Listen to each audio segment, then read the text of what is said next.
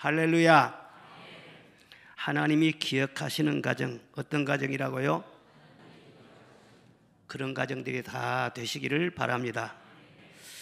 요즘은 CC 카메라가 많기 때문에 어디를 가든지 신경이 좀 쓰여지죠. 운전하면서도 그러고 어느 건물에 들어가면서도 그렇고, 우리 교회도 어쩔 수 없이 수십 개의 CC 카메라가 다 24시간 작동이 되고 있습니다. 이건 시대적인 것이기 때문에 어쩔 수가 없어요.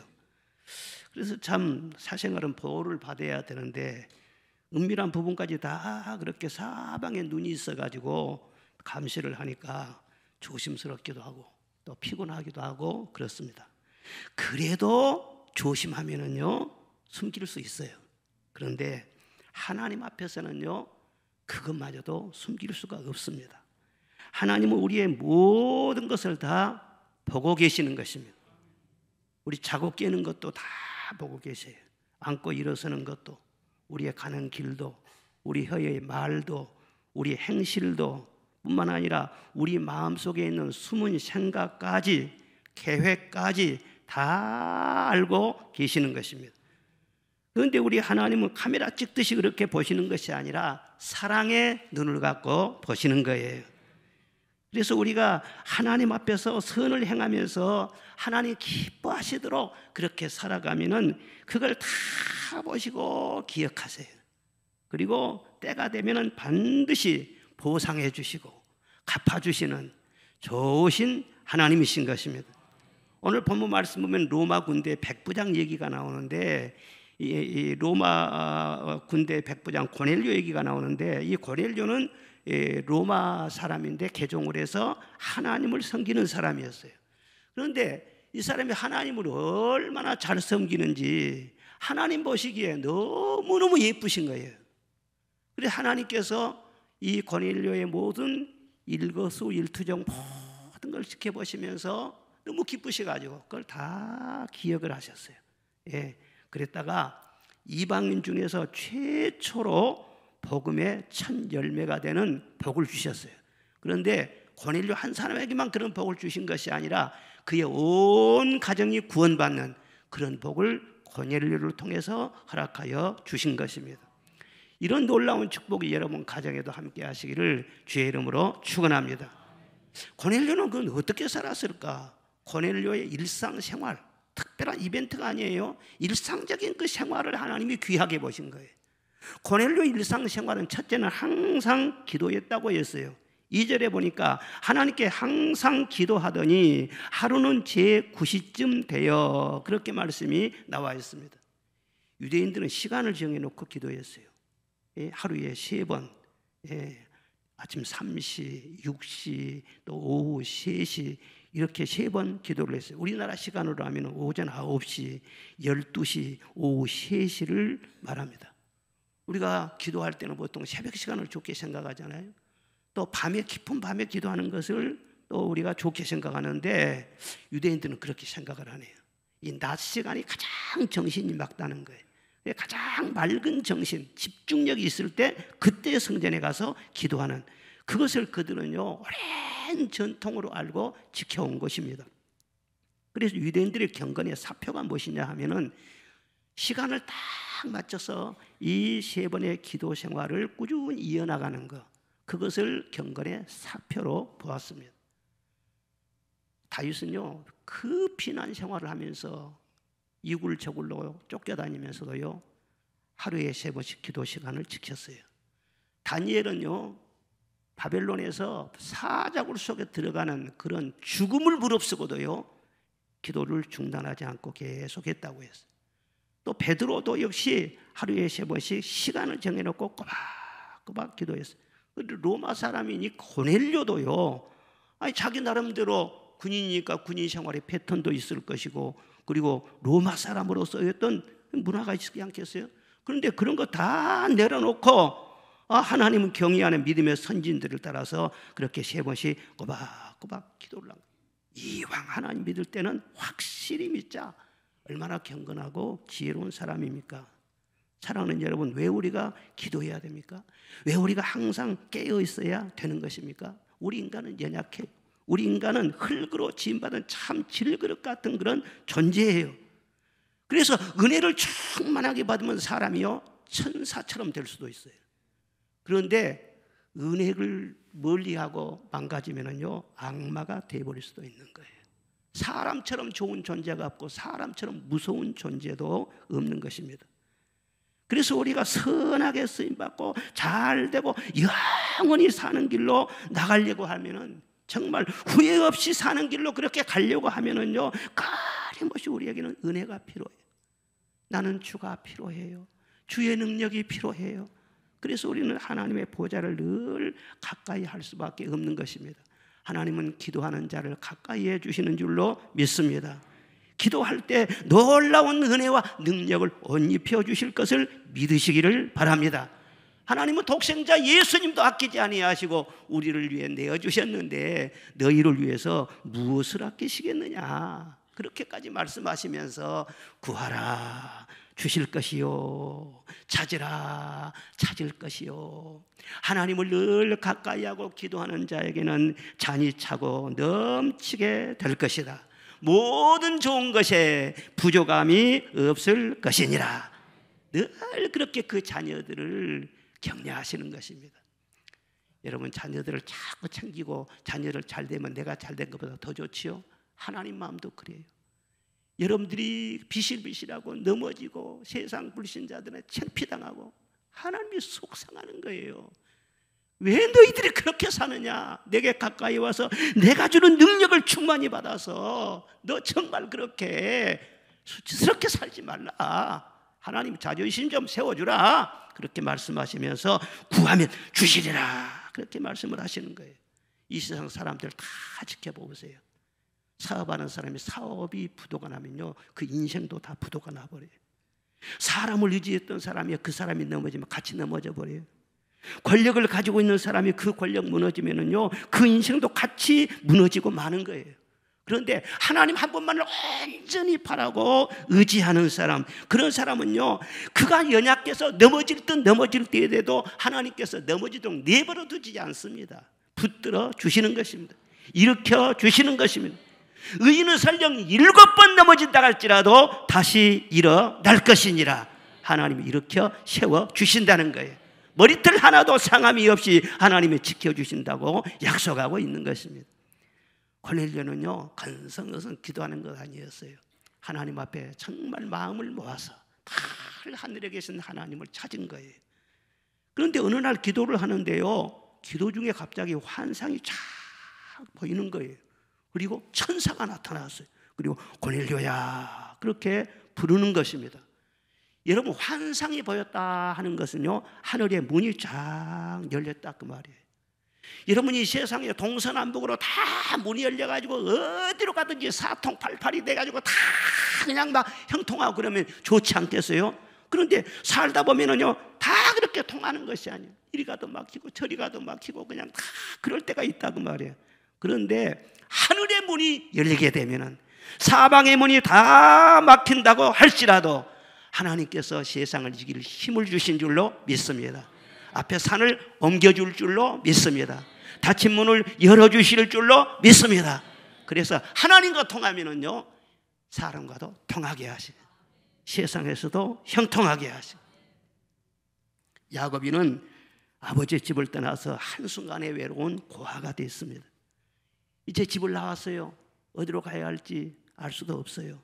그래 갈 곳도 모르고 하루 종일 터덕터덕 걷는데 얼마나 다리도 아프고 힘도 빠지고 석양의 해는 뉘어뉘어쳐 가는데 어디 쉴 곳도 없고 얼마나 마음이 참 불안하고 허전했겠어요.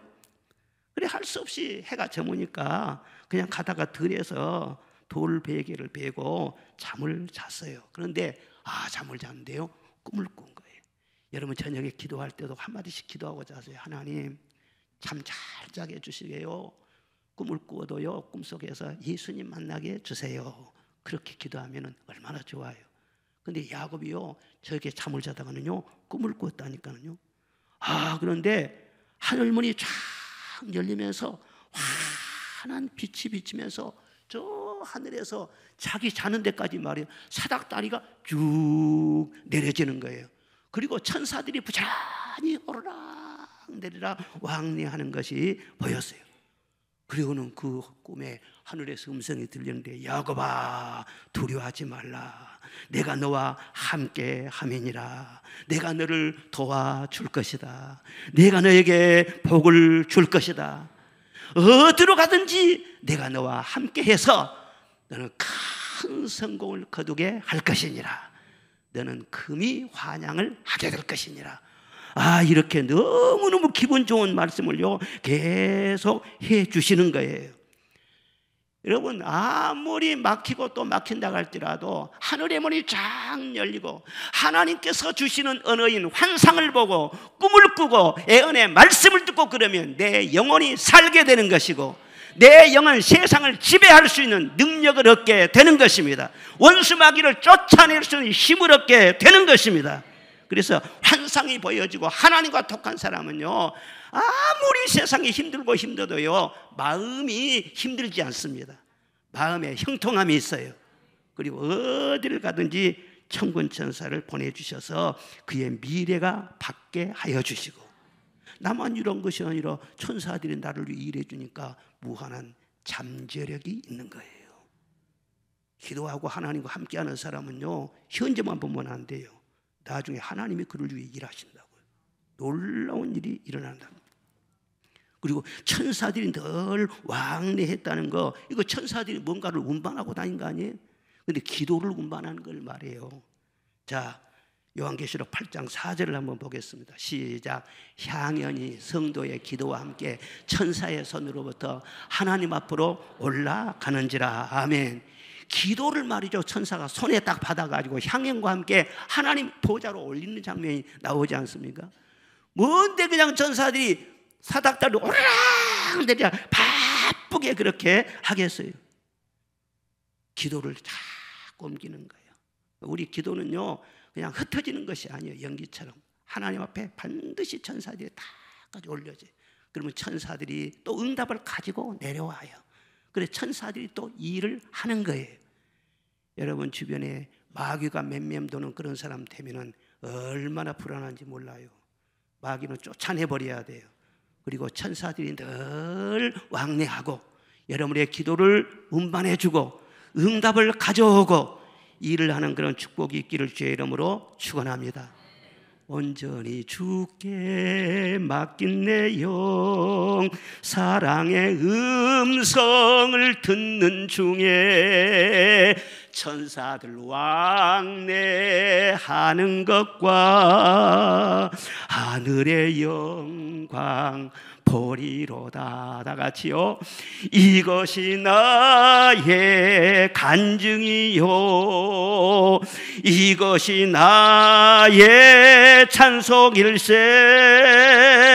나 사는 동안 끊임없이 구주를 찬송하리로다. 할렐루야. 우리가 기도하면은 하나님은 보이지 않는 가운데서 멋지게 일하시는 것을 믿으시기를 바랍니다. 너는 내게 부르짖으라. 내가 네게 응답하겠고 내가 알지 못하는 크고 비밀한 일을 보일 것이니라. 무슨 일을 만나든지 겁내지 말고 불안해하지 마시기 바랍니다. 두려워하지 말라. 내가 너와 함께 함이니라. 놀라지 말라. 나는 너의 하나님이 됨이니라. 내가 너를 붙들어 주리라. 참으로 너의 의로운 오른손으로 너를 지킬 것이니라. 할렐루야. 오늘 우리 어린이 사랑주의를 맞이했어요. 우리 어린이들 다 같이 말씀 듣고 예배 드렸으면 좋겠는데 다 나가버려. 또 난 같이 예배 드릴 줄 알고 얼마나 좋아했는데 나가버렸어요. 거기서 또 좋은 말씀 들을 줄로 믿습니다. 그런데 참 부모 마음은 똑같아요. 우리가 자녀들 기를 때 얼마나 간절해요. 내가 못 먹어도 자녀들을 먹이고 싶고, 내가 고생해도 자녀들을 행복하게 잘 크면 좋겠고, 나는 그냥 헌 옷 입어도 자녀들 좋은 옷 입히면 좋겠고, 그렇잖아요. 이제는 손자들이 태어나니까 손자들을 향한 마음이 또 간절해. 또 건강하면 좋겠고 지혜롭게 잘 크면 좋겠고, 그런 마음이 누구든지 다 있는 거예요. 그런데 자식들이 그렇게 되냔 말이에요. 부모가 원하는 대로 다 잘 키우고 싶고 훌륭하게 되고 싶고 그렇지만은요, 원하는 대로 잘 안 돼. 안 돼요. 부모 마음은 다 똑같은 거예요. 그런데 하나님은 하실 수 있어요. 하나님이 길러주시면은 하나님은 하실 수 있어요. 가만히 생각해보니까 우리 아버지가 나를 유치원을 안 보냈네. 한 번도 학원을 안 보냈네. 그런데 하나님이 나를 길러주셨어요. 그래서 오늘 이 강단에서 설교를 하잖아요. 아, 참 멋지잖아요. 저도 여러분이나 똑같아요. 우리 자녀들 기를 때 얼마나 걱정이 많았는지 몰라요. 내가 원하는 대로, 아니 목사들이면 이렇게 돼야 되고 이게 원하는 대로 안 되는 거야. 그러니까 그냥 막 예통해가지고 막 작정 기도도 하고 하나님 앞에 가서 그냥 계속 울부짖고 기도했어요. 아니 목사님 아들이 돼가지고 목사님 딸이 돼가지고는 하나님 도와주세요. 작정 기도를 한참 하는데 또렷한 그 음성을 지금도 잊을 수가 없어요. 내가 너의 자녀에게 새 마음을 주리라. 그런데 그 음성이 분명히 들렸는데 당장에 바꿔줄 줄 알았는데 근데 또 갔어. 똑같아. 하나님 새 마음 준다고 아직도 헛 마음이에요. 언제 새 마음 주실 거예요? 계속 기도해요. 그런데 10년, 20년 다 지내는 거 보면요, 하나님의 말씀은요 빈대가 하나도 없어요. 자녀들이 훌륭하게 잘 됐다면 내 능력으로 기른 것이 아니란 말이야. 하나님이 길러주신 줄로 믿습니다. 고넬료는 항상 그렇게 기도했어요. 그런데 그 기도가 놀라운 것은요, 하나님 앞에 상달되었다 그랬어요. 그 하나님 앞에 상달되고 안 된 걸 어떻게 알 수가 있어? 나중에 천사가 와서 가르쳐 줬잖아요. 네 기도가 하나님 앞에 상달되었다. 그런데 꼭 천사가 와서 그렇게 살갑게 말을 안 해주더라도요, 내가 기도하면 기도가 응답된가 안 된가 알 수 있어요. 왜 그러냐면요, 내 마음의 짐이 하나님께 맡겨지잖아요. 그러면은 기도한 다음에 마음에 평안이 오는 것입니다. 현실은 그대로인데요, 마음이 평안한 거예요. 그렇게 마음이 기쁠 수가 없어요. 그리고 이미 하나님께서 응답해 주시면은요, 응답이 눈에는 안 보여도 하나님의 손에는 있는 줄로 믿습니다. 때가 되면 반드시 좋은 방법으로 주실 줄로 믿습니다. 그러니까 내 영은 알아요. 미리서 감사가 나오는 거예요. 그러니까 기도 끝난 다음에 늘 감사가 나와. 늘 감사하고 감사하고. 그러면 그 사람은 틀림없이 기도 응답을 받은 사람이라. 자, 마가복음 11장 24절 보겠습니다. 시작. 그러므로 내가 너희에게 말하노니 무엇이든지 구하는 것은 받은 줄로 믿으라. 그리하면 너희에게 그대로 되리. 무엇인지 구하면 받은 줄로 뭐라고요? 믿으라는 거예요. 믿으라는 거예요. 그런데 응답됐는가? 그 기준이 뭐라고 했어요? 응답 받은 다음에 감사가 나오는, 감사가 나와요. 있으면 있는 대로 감사하고 없으면 없는 대로 감사하고 비철에 처할 줄도 알고 풍부에 처할 줄도 알고 모든 일에 그냥 몸이 아파도 감사하고 병이 아직 안 나서도 감사하고 모든 것이 내 뜻대로 아직 안 되어도 그래도 감사하고. 왜? 하나님 안에는 응답이 있으니까. 하나님이 어떻게 작업을 해나가실지 하나님의 지혜 속에 있어요. 그것을 믿어야 돼요. 하나님을 믿어야 돼요. 그리고 감사 늘 그저 감사. 그래도 보면은요, 모든 시험이 싹 지나가. 그리고 모든 문제가 해결돼. 새로운 일이 또 드러나게 돼. 원수마귀는 한 길로 왔다가 일곱 길로 도망가게 돼. 그런데 기도한 다음에도 그냥 마음이 그냥 불평불만이 나고 그냥 성질이 나고 그냥 기도한 다음에도 그냥 매미 그냥 지랄을 갖고 그냥 그런단 말이에요. 그 기도응답 안 된 거예요. 틀림없어요. 진짜로 내 모든 걸 쏟아놓고요, 성령이 임하시게 되면은요, 내 마음의 천국을 이루어 주실 줄로 믿습니다. 이게 고넬료의 기도 수준이란 말이에요. 그러니까 기도하는 사람 얼굴이 항상 밝지요.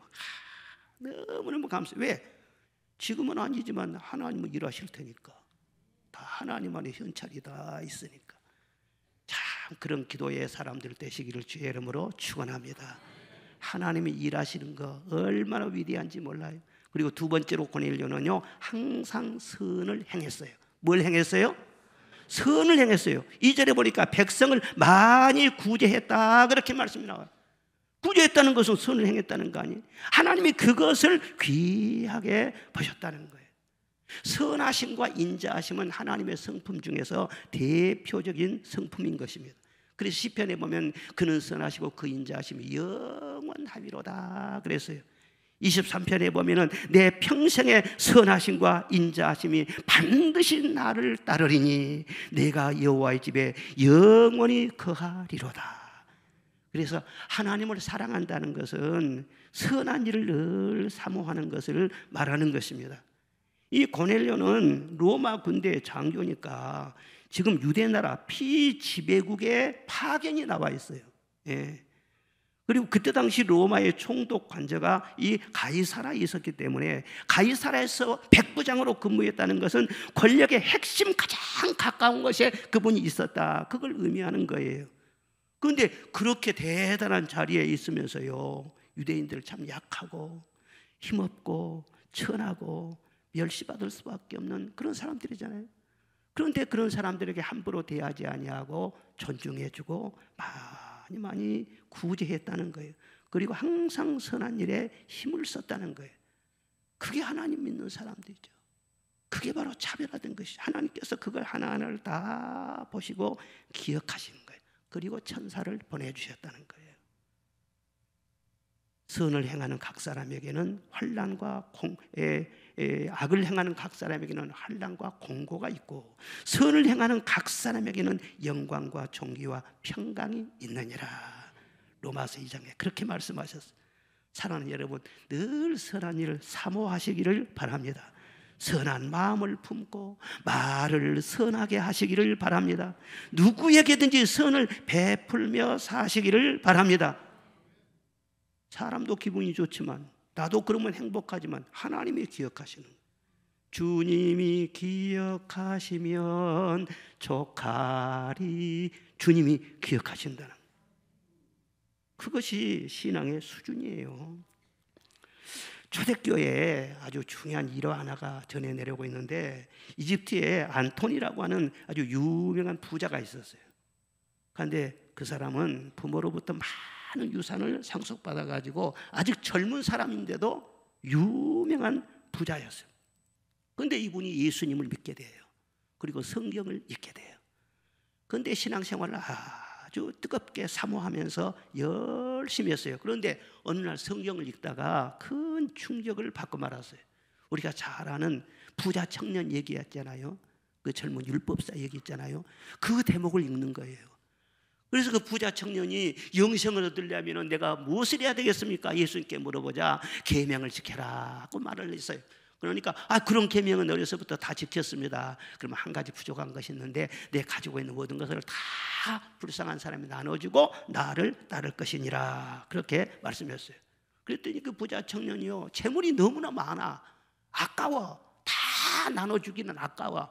그래서 예수님도 따라가야 되겠고 재물도 아깝고, 그래서 양쪽 사이에서 근심하다가 결단을 하지 못하고 그냥 돌아가 버렸어.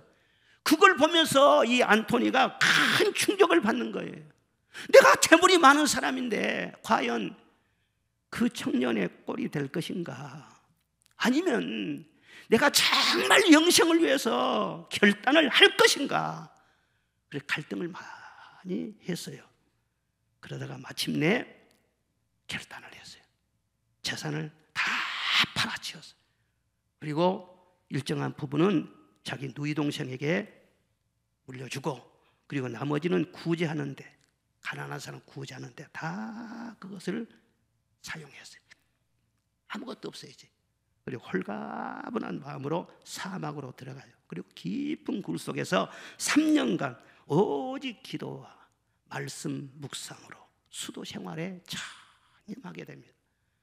그렇게 3년 동안 그렇게 기도 생활을 했으니 사람이 얼마나 신령해졌겠어요. 그런데 기도 중에 어느 날 천사가 나타났어요. 그리고 안토니야 부르는 것입니다. 예, 제가 여기 있습니다. 너 그렇게 경건한 생활을 한 것 보니까 참 훌륭하다. 그런데 훌륭하기는 훌륭한데 저 알렉산드에 사는 구두수성공만 갖지는 못해. 천사가 딱 그 한마디 해주고는요 사라져버린 거예요. 그래서 깜짝 놀랐어요. 아니, 구두 수성공이 얼마나 하나님을 잘 섬겼길래 3년 동안 굴 속에서 기도하는 사람보다 더 칭찬을 해주는 걸까? 그리고는요 바로 잠에 깨가지고는요 알렉산드리아로 향했어요. 그리고 알렉산드리아 거리거리마다 사방을 돌아다니다가 드디어 길거리에서 구두를 수선한 한 노인을 발견하게 됩니다. 그런데 그 노인이요 환한 얼굴로 찬송을 흥얼흥얼 부르면서 구두를 깁고 있는 거예요. 그래서 일단 그 앞에 딱 가가지고는 그 노인 앞에 무릎을 탁 꿇었어요. 그러니까는 왜 그러십니까? 왜 그러십니까? 그러니까 아니요, 제가 꿈을 꿨는데요 하나님께서 어르신을 너무너무 칭찬을 하셨습니다. 어떻게 하나님을 섬겼길래 그런 신앙의 경지까지 이룰 수 있으셨습니까? 하고 물어본 거예요. 그런 그 노인이 아니요 왜 그렇습니까? 나 뭐 신앙의 경지라 갈 것도 없습니다. 나는 아무것도 아니에요.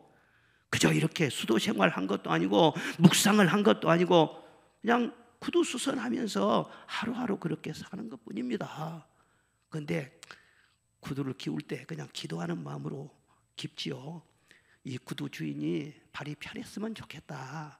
그리고 내가 기어준 이 구두를 신고 좀 선한 길로 갔으면 좋겠다. 그렇게 그냥 중얼중얼 기도하면서 그렇게 구두를 수선합니다. 그것뿐입니다. 그 얘기를 듣고요 안토니오가 큰 감명을 받았어요. 사랑하는 여러분, 과연 하나님이 기뻐하시는 신앙이란 어떤 신앙입니까? 꼭 입산수도를 해가지고 종일 기도하고 성경을 붙들고 있다고 해서 참된 경건일까요? 꼭 그건 아니란 말이에요. 내가 생활 속에서 무슨 일을 한다고 할지라도 늘 기도하는 마음으로, 내가 만난 사람을 축복하는 마음으로, 그리고 섬기는 그런 마음으로, 주님을 대하는 그런 마음의 자세를 가지고 그렇게 하루하루 살아가는 그 자체를 하나님은 경건하게 보시고 귀하게 보신다는 것을 이 안토니는 깨달은 거예요. 평범한 일상생활 가운데 하나님이 더 귀하게 보시는 부분들이 많다는 거예요. 요한 웨슬레는 하나의 습관이 있었답니다. 요한 웨슬레 유명한 종교 개혁자죠. 감리교 창시자고. 그런데 아침마다 그는 4시에 일어나서 그리고는요 기도 생활을 몇 시간씩 평생 동안 힘쓴 사람. 그런데 기도 생활 다 끝난 다음에 아침에 언제나 거울을 딱 봤답니다. 거울을 딱 보면서 스스로에게 이렇게 질문을 했다는 거예요. 몇 가지 질문. 첫째, 자기를 보면서 너는 항상 기도하고 있는가? 두 번째, 순간마다 하나님 앞에서 너는 즐거워하며 살고 있는가? 세 번째, 너는 모든 일에 감사하고 있는가? 네 번째, 혹시 너는 욕심을 낸 적은 없었는가? 다섯 번째, 하나님의 사랑을 지속적으로 느끼고 있는가? 그 다음 마지막으로 너의 선한 말과 행실로 사람들을 섬기며 살고 있는가? 날마다 거울을 보면서 자기가 자기 자신에게 늘 질문을 하는 거예요. 그러면서 하루하루를 시작했다는 거예요. 그냥 경건한 사람들 보면은요 결심이 없이 대충대충 살아가지고 그렇게 그냥 경건을 지키고 그런 사람은 없습니다. 정말 하나님을 닮기 위해서, 하나님 기뻐하는 삶을 살기 위해서 정원사가 가지를 치는 것처럼 내 육신의 생각과 잘못된 습성과 말 한마디까지라도 자꾸 잘라내면서 하나님 앞에 자기를 다듬어가는 그런 삶을 살면서 하나님 앞에 점점 인정을 받아가는 거예요. 종교박람회라고 하는 유명한 책이 있는데 그 책에 나오는 얘기 한 대목입니다. 어떤 그리스도인이 있었어요. 그런데 그 사람 믿은 지 얼마 안 됐어. 그런데 오랜 친구를요 만나게 된 것입니다. 그런데 그 믿지 않은 친구인데 그 친구가 요즘 자네 교회 다닌다면서 그래. 그렇게 됐네. 그래? 그럼 뭐 공부 많이 했겠네? 말 많이 배웠겠네? 그런데 아직 잘 모르겠어. 뭔지를. 그래? 너 예수가 어디서 태어났지?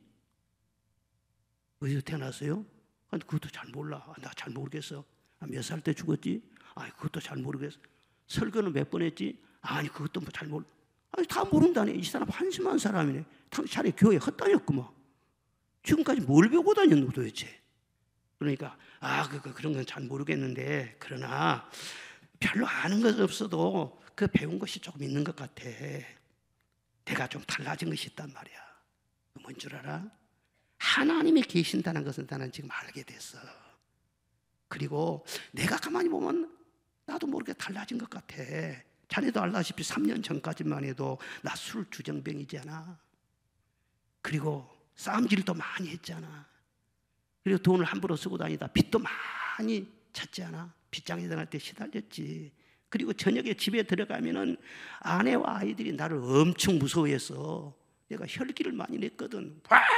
화를 막 냈거든. 다 무서워 그랬어. 그런데 교회를 나간 다음부터는 말이야, 점점 내가 좀 달라진 것 같아. 우선 우리 가족들이 내가 들어가면 굉장히 좋아하고 반겨줘. 그리고 그냥 함부로 돈 쓰고 싶은 그런 생각도 없어져. 술 이미 다 끊어져. 술 마시고 지금 없어졌다니까. 안 먹으려 해서 그런 것이 아니고 없어졌어. 싸움질도 안 하게 돼.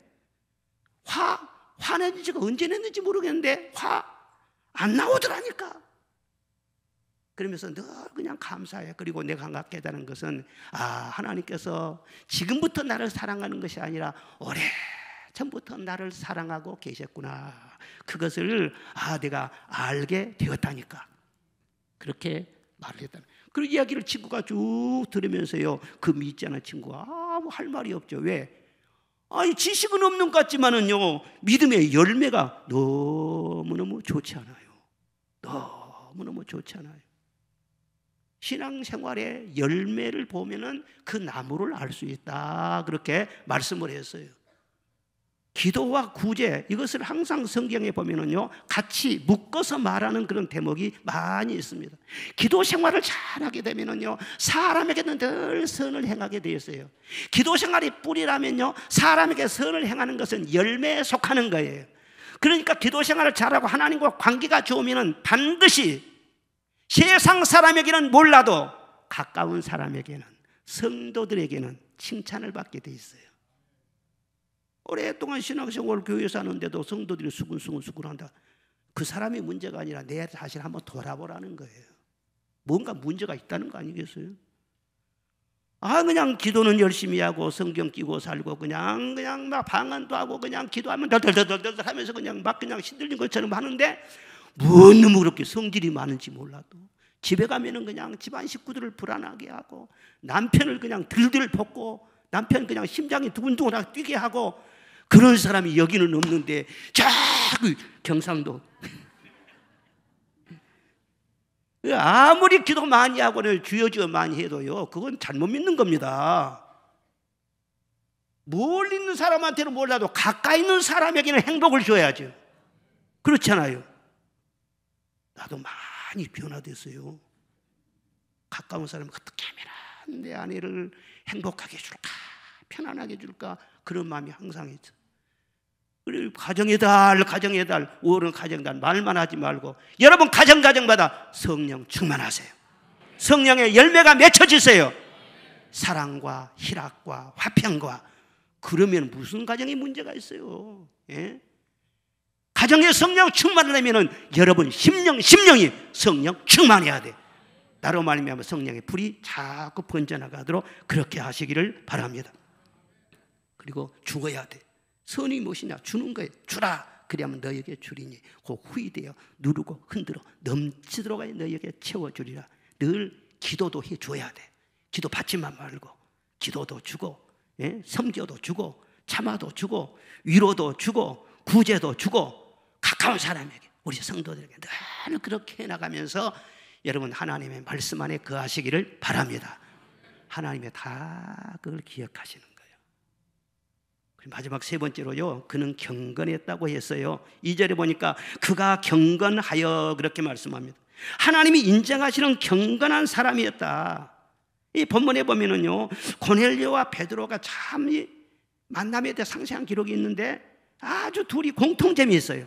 베드로와 고넬료 두 사람 다 첫째는 하나님을 경외하는 사람이었어요.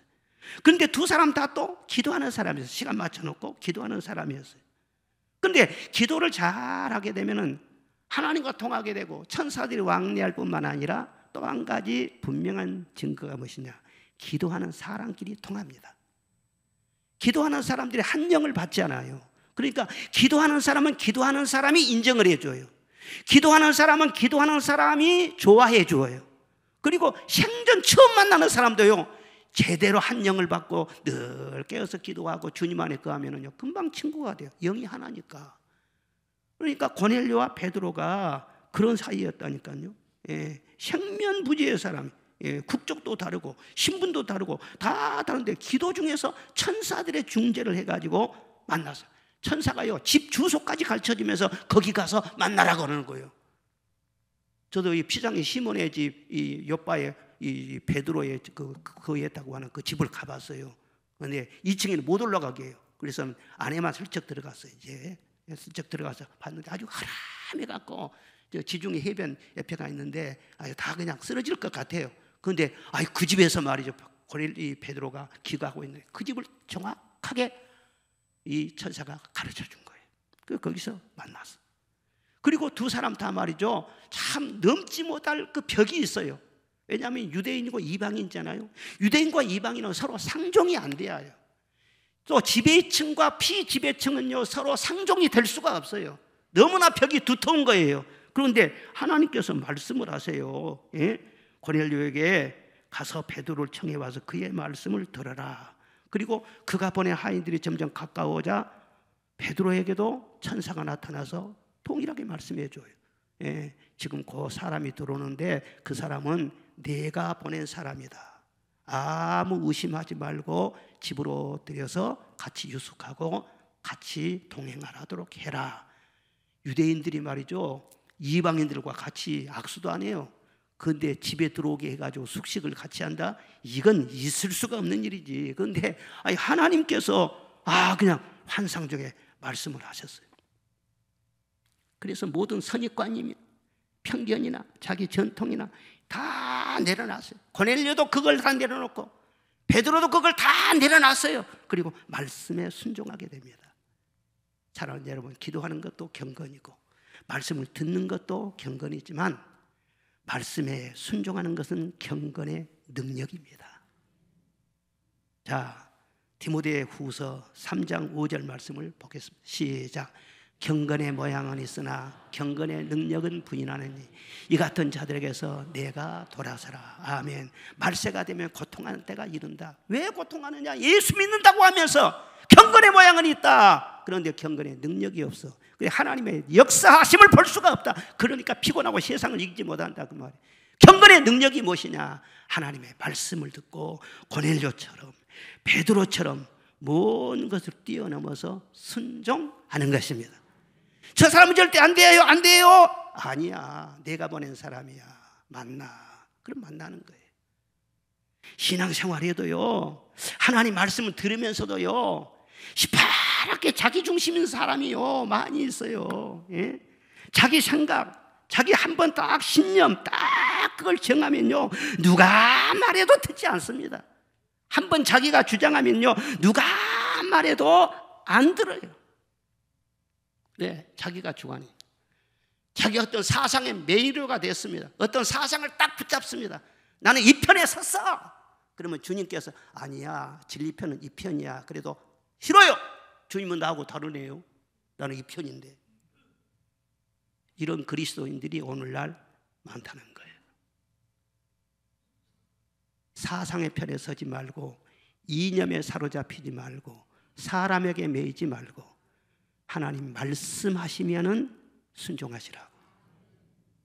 내가 지금까지 몰랐구나. 하나님께서 이렇게 말씀하시는구나. 그게 그리스도인지요. 그렇지 않으면은 자기 속에 자기 우상 품고 사는 사람이나 다를 바가 뭐가 있어요? 어떤 사람들은요, 남의 말은 잘 들어요. 사람 말에는 귀가 너무나 얇아요. 무슨 말하면요, 금방 쭈르륵, 누가 말하면 쭈르륵. 하나님이 말씀하신 것은요, 또 신경도 안 써. 이거 제대로 된 그리스도인입니까? 그러니까 자꾸 사시나무처럼 흔들린단 말이에요. 갈피를 잡지 못하고. 어떤 사람은 또 실리주의예요. 자기 이익을 추구해요. 항상 계산적이에요. 교회를 다니면서도 자기 이해득실을 따지는 거예요.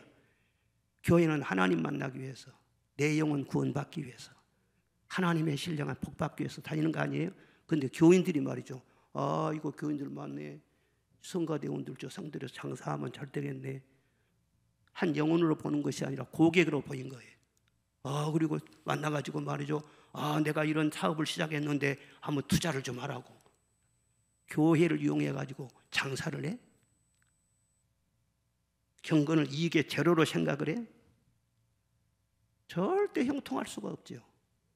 하나님이 어떻게 세운 교회인데, 핏값으로 세운 하나님의 교회를, 그건 인간이 우롱하는 거예요. 그것은 이런 식으로 교회를 복잡한 계산을 하고 복잡한 머리를 가지고 교회를 다니면은요, 경건의 모양은 있어.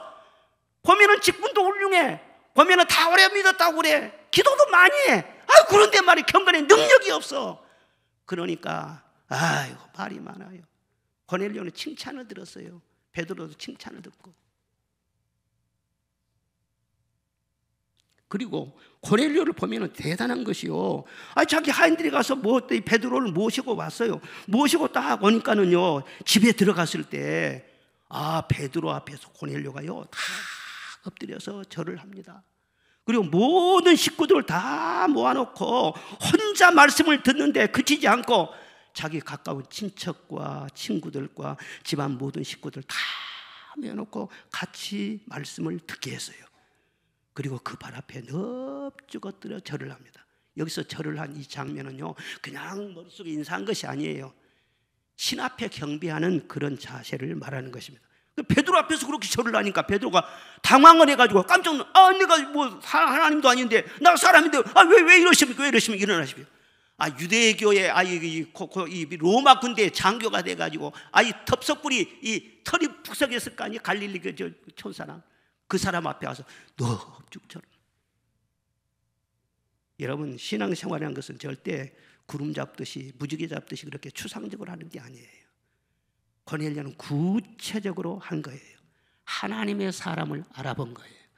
그리고 사랑과 존경을 표해요. 그리고 따뜻한 마음으로 영접해요. 이것이 다 하나님의 말씀을 진정으로 사랑하고 하나님을 경외하는 자의 모습이에요. 자기의 신분도 민족적인 어떤 우월감도 다 버리고 이분은 하나님이 보내신 하나님의 말씀을 가지고 온 사람이라 해서 그 앞에 다 경배하고, 그렇지 않습니까? 베드로가 무슨 긴 설교를 또 한 것도 아니에요. 간단해요. 성경 말씀 보면은요, 예수님에 대해서, 그분의 사역에 대해서, 죽으심과 부활에 대해서 복음을 쭉 전하고 그를 믿음으로 죄 사함 받으라고 이 말을 한 거예요. 그랬더니 말이죠, 그 말씀을 전적으로 받아들여.